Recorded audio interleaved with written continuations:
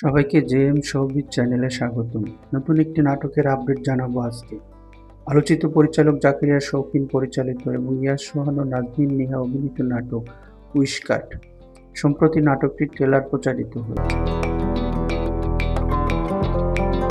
ট্রেলারের শুরুতেই দেখা যায় মফস্বল শহরের একটি স্কুল।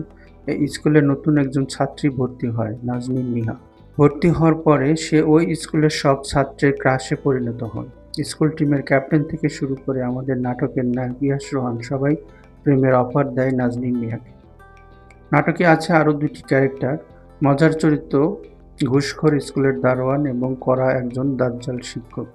কড়া শিক্ষকের শাস্তিতে কান ধরে ইয়াশ রোহান বারান্দায় বসা অবস্থায় তার প্যান্ট ছিঁড়ে যায়। এই বিষয়টা নাজনীন মিয়া দেখে ফেলে। এভাবেই স্কুলের নানা ঘটনার মধ্যে দুইজন কাছাকাছি আসে।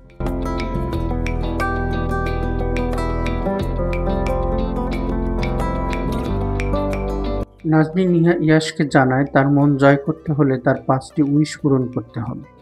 প্রথম উইশ হলো ঘুষখোর স্কুলের দারোয়ানের প্রিয় মুরগিটাকে চুরি করে বারবিকিউ পার্টি করা।